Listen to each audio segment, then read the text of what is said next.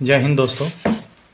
आज हम सब 6 मई का जितना भी इम्पोर्टेंट करंट अफेयर है आज हम लोग उसको कवर करेंगे।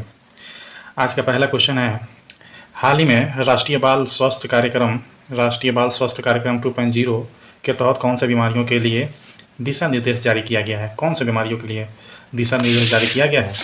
तो सबसे पहले ये जो राष्ट्रीय बाल स्वास्थ्य कार्यक्रम 2.0 है, इसको स्वास्थ्य मंत्रालय ने लॉन्च किया है। लॉन्च किसने किया है? स्वास्थ्य मंत्रालय द्वारा इसको लॉन्च किया गया है। अभी स्वास्थ्य मंत्री कौन है भारत के? तो जेपी नड्डा जो है भारत के स्वास्थ्य मंत्री हैं। ठीक है, इसमें कुल 4 बीमारी हैं। 4 जो बीमारी है उसके लिए दिशा निर्देश दिया गया है। कुल कितनी बीमारी है? 4 बीमारी। ठीक है, ये जन्म जो है ना, जन्म से लेकर के 18 वर्ष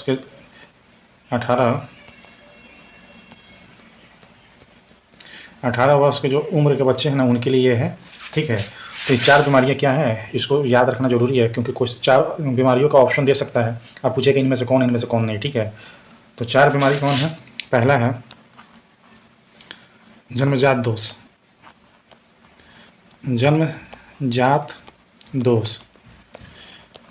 दूसरा है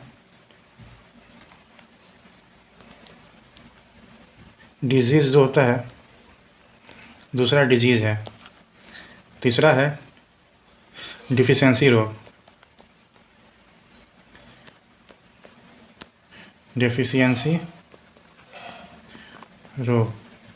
की कमी से जो रोग होता है, जैसे डिफिशियंसी रोग की कमी से जो रोग होता है, जैसे एग्जांपल के तौर पे विटामिन। ठीक है, विटामिन की कमी से, ठीक है, जैसे से जो रोग होता है। अगर विटामिन सी की कमी होता है तो उससे क्या होता है? स्कर्वी रोग होता है। तो तीसरा तो ये हो गया। चौथा जो है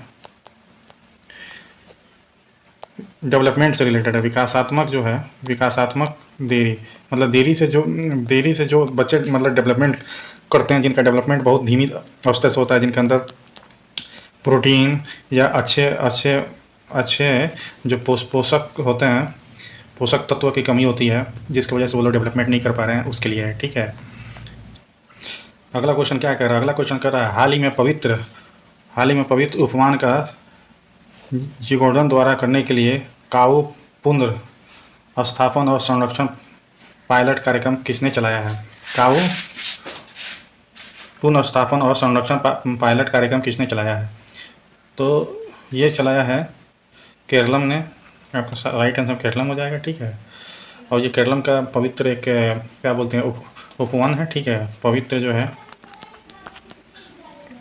उपवन है। इसमें क्या होता है ना कि मतलब वहाँ के जो जितने भी स्थानीय लोग होते हैं, वो स्थानीय लोग मिल करके इस कार्यक्रम को चालू करते हैं, इस उपवन को मनाते हैं। इसी के लिए उनके संरक्षण के लिए ये पायलट कार्यक्रम चलाया गया है।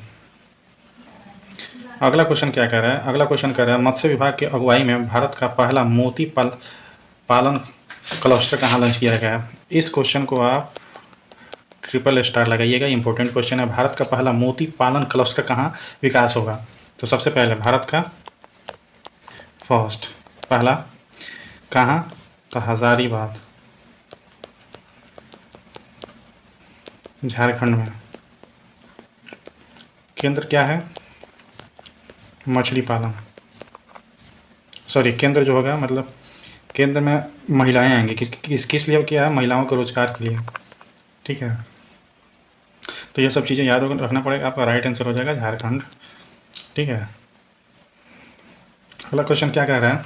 अगला क्वेश्चन कह रहा है, कन्हा टाइगर रिजर्व में कैनाइन डिस्टेंपर वायरस के कारण एक बाघिन और 4 शवों की मौत हो गई। मतलब इस वायरस जो है ना, कैनाइन डिस्टेंपर वायरस के कारण एक बाघिन और 4 शवों की मौत हो गई। इस वायरस का वाहक जीव, मतलब ये वायरस किसके जरिए, वाहक जीव पूछ रहा है, मतलब किसके जरिए फैलता है। ठीक है, तो सबसे पहले कन्हा कौन सा रिजर्व है? कन्हा टाइगर रिजर्व। कहाँ है? तो टाइगर रिजर्व है एमपी में, मध्य प्रदेश में, ठीक है। इसका जो ये जो वायरस है ना, ये वायरस फैला है कुत्ता से। इस वायरस का वाहक है कुत्ता। आपका राइट आंसर ये हो जाएगा, कुत्ता, ठीक है। ये एक प्रकार का परजीवी होता है, परजीवी जो होता है जिसकी वजह से ये वायरस मतलब बनता है। और ये जो वायरस फैलता है, फैलने के बाद मतलब लोगों को घायल करता है, जिसके कारण से 400 को सेवकों जो होता है मतलब और बाघिन की मौत हुई है। इस चीज़ को आप याद रखिएगा, ठीक है। अगला क्वेश्चन है, हाल ही में अगला क्वेश्चन क्या कह रहा है? हाल ही में नॉर्थ टेक सिंपोजियम का उद्घाटन कहाँ किया गया है? नॉर्थ टेक सिंपोजियम का उद्घाटन कहाँ किया गया है? तो ये प्रयागराज में किया गया है, ठीक है। किसने किया है? तो रक्षा मंत्री जो थे, रक्षा मंत्री ने उद्घाटन किया है, राजनाथ सिंह उद्घाटन किए हैं। कब किए हैं? तो 4 मई को उद्घाटन हुआ है, ठीक है। इसका थीम क्या है? थीम हमेशा याद रखिएगा, रक्षा त्रिवेणी, यानी तीनों सेनाओं को संगम। इससे रक्षा जो त्रिवेणी संगम है, इसके तहत आप तीनों मतलब सेना मतलब दुश्मनों से मिलकर लड़ेंगे और जीत हासिल करेंगे। इसलिए इस थीम के तहत इस योजना को शुरुआत किया गया था। आपका राइट आंसर क्या हो जाएगा? प्रयागराज। हाल ही में वित्त मंत्रालय की मासिक आर्थिक समीक्षा के अनुसार सर्वाधिक राजस्व घाटा वाला राज्य कौन सा है? देखिए, 2 तरह का होता है वित्त मंत्री जो होता है ना, ये वित्त मंत्रालय द्वारा ये डाटा को क्या बोलते हैं, जारी किया जाता है। इसमें 2 चीज़ें हैं, एक है राजस्व व्यय, एक है राजस्व प्राप्तियाँ। 2 चीज़ है। राजस्व व्यय में वेतन जैसे खर्चा होता है ना, एग्जाम्पल क्या होगा, वेतन राजस्व व्यय में आएगा। और राजस्व प्राप्ति में क्या आएगा? जीएसटी, ठीक है। जीएसटी राजस्व में आएगा, मतलब जो भी टैक्स से आप पैसा वसूल रहे हैं, जैसे रेवेन्यू लैंड का जो मतलब आप रसीद कटाते हैं, रजिस्ट्री में आप जो पैसा देते हैं, ये राजस्व प्राप्ति में आ गया। राजस्व व्यय मतलब आप एक सरकार है तो सरकार क्या करता है? कर्मचारियों को वेतन देता है, पेंशन देता है, तो ये सब राजस्व व्यय में आ गया। तो यहाँ पूछ रहा है कि राजस्व घाटे वाला राज्य कौन सा है, तो इसमें टोटल 9 स्टेट है। राजस्व घाटे में 9 राज्य हैं, 9 राज्य शामिल है इसमें। बड़े राज्य में 9 राज्य शामिल है। उसमें सबसे प्रथम स्थान में कौन है? तो टॉप पे है हिमाचल, HP। एक पर है हिमाचल प्रदेश, सेकंड में है पंजाब। इसमें की बात करें हम तो इसमें राजस्व प्राप्ति में नंबर 1 पे है उड़ीसा, 2 पे है झारखंड, अच्छा 3 पे है यूपी, और 4 पे है मतलब बिहार भी इसी में आएगा। बिहार भी इसी में आएगा, राजस्व प्राप्ति में बिहार आएगा। तो ये सब चीज़ आपको याद नोट डाउन कीजिएगा, यहाँ से क्वेश्चन ऑलवेज पूछ सकता है, इम्पोर्टेंट है। कह रहा है हाल ही में स्वदेशी सेल ब्रॉडकास्ट सिस्टम, ठीक है, स्वदेशी सेल ब्रॉडकास्ट सिस्टम किसने लॉन्च किया है? तो सबसे पहले यह स्वदेशी है, इसको आप याद रखिएगा। इसको CBC द्वारा दूरसंचार मंत्रालय जो है, CBC को दूरसंचार मंत्रालय द्वारा लॉन्च किया गया है, ठीक है। किसने लॉन्च किया है? तो ये मंत्री हैं, IT मंत्री हैं ज्योति सिंधिया, इसने लॉन्च किया है, ठीक है। ये मतलब क्या चीज़ के लिए है? तो ये जो है ना, ये जो है आपदा प्रणाली से रिलेटेड है, आपको चेतावनी देगी, ठीक है। आपदा प्रबंधन जो है, आपदा प्रणाली प्रबंधन जो प्रबंधन जो है, इसका मैनेजमेंट करेगी, ठीक है। इस चीज़ को आप नोट डाउन रखिएगा, यहाँ से क्वेश्चन ऑलवेज। अगला क्वेश्चन है, हाल ही में पश्चिम बंगाल में सरकार बनाने के लिए किसने 207 सीटें जीती है? ये अजब ही खेला हो गया भाई, ठीक है। यहाँ से क्वेश्चन बनेंगे, 100% बनेंगे। इसको आप स्टार जितना लगाना हो लगा लीजिएगा। सबसे पहले नोट डाउन कीजिए, वेस्ट बंगाल, कुल कितने सीटें हैं? वेस्ट बंगाल में कुल सीटें हैं 294। बीजेपी कितना जीता है? बीजेपी जीता है 207, ठीक है। अब बीजेपी पहली बार यहाँ सरकार बना रही है, आज़ादी के बाद पहली बार सरकार बना रही है यहाँ पे वेस्ट बंगाल में, ठीक है, पहली बार सरकार बना रही है। टीएमसी हारा है, ठीक है, ममता बनर्जी। अब यहाँ से important question, fact, important question, Bhawanipur जो था, भवानीपुर, एक सेकंड सॉरी,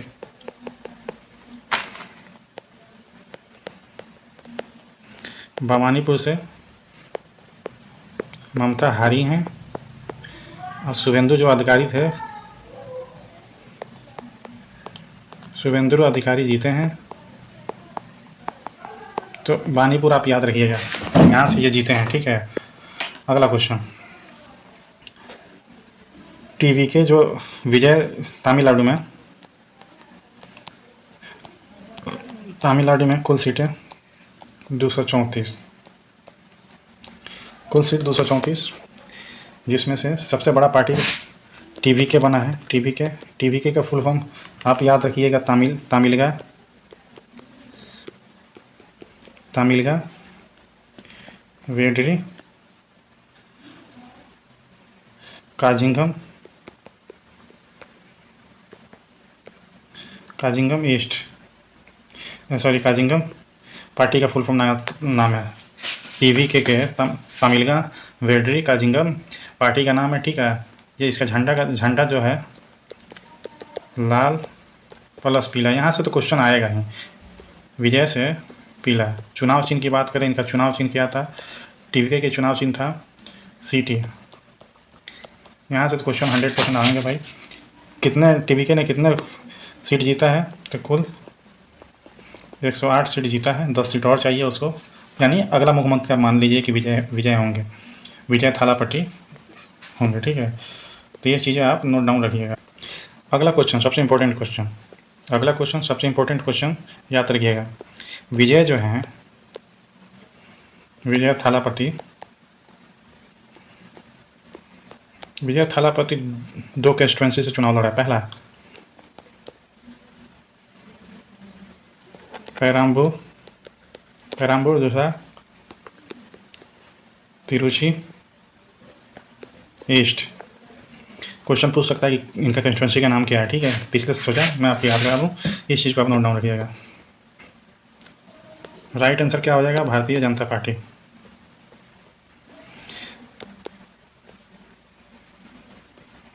सबसे इम्पोर्टेंट क्वेश्चन, इसको आप स्टार लगाइएगा, ठीक है। पुलित्जर पुरस्कार 2026, हाल ही में आर्ट रिपोर्टिंग प्रोजेक्ट के लिए किस भारतीय को मशहूर पुलित्जर पुरस्कार 2026 से सम्मानित किया गया है। सबसे पहले ये पुरस्कार आपको कहाँ प्रदान, यूएसए देता है, ठीक है। क्षेत्र क्या है, किस क्षेत्र के लिए दिया जाता है, तो पत्रकारिता का ये समझिए ऑस्कर है, ठीक है। 2 भारतीयों को मिला है,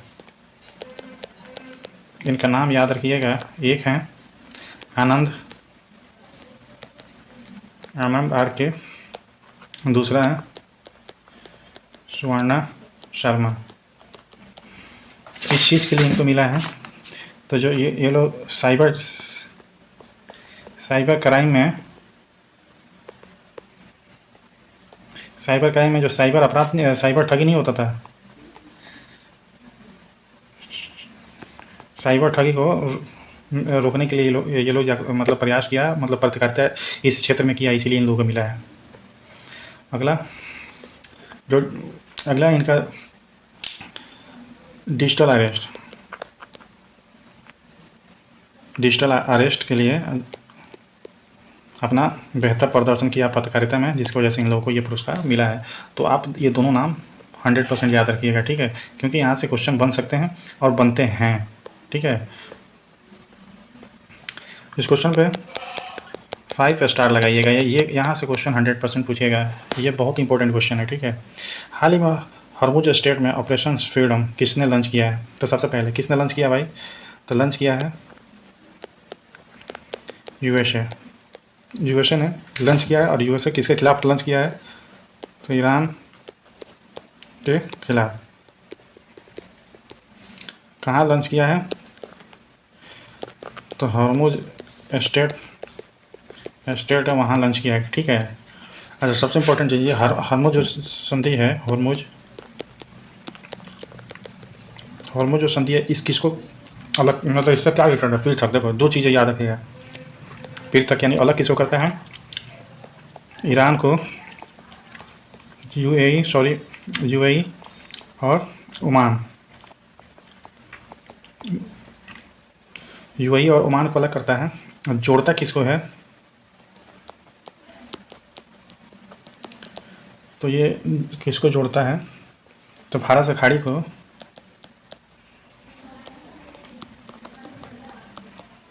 भारत से खाड़ी को ओमान सागर से जोड़ता है। तो सबसे पहला चीज़ इसमें संधि याद रखिएगा, हॉर्मुज संधि, कि किसको किससे जोड़ता, अलग करता है, किसको किससे जोड़ता है। तो अलग करता है ईरान को यूएई और ओमान से, अलग करता है ईरान को। ये किसको जोड़ता है? तो भारत से खाड़ी को ओमान खाड़ी से जोड़ता है। दूसरा, ये लंच किसने किया है? यूएसए। किसके खिलाफ? तो ईरान के खिलाफ। अगला, इसमें 2 पोत, मतलब ईरान 2 पोत जो है ना, अपना नेवी जो पोत है उसको लंच किया गया, उस पोत का नाम याद रखिएगा, यहाँ से क्वेश्चन पूछ सकता है। तो पहला है ट्रक्सटन और दूसरा है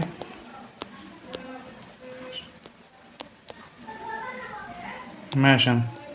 ये 2 युद्ध पोत को वहाँ पे तैनात किया गया हॉर्मुज में यूएसए ने, जो फांसी जहाज़ है उसको निकालने के लिए। ठीक है, तो इस चीज़ को आप याद रखिए, यहाँ से क्वेश्चन बनते हैं। मिलते हैं अगले क्लास में, तब तक के लिए।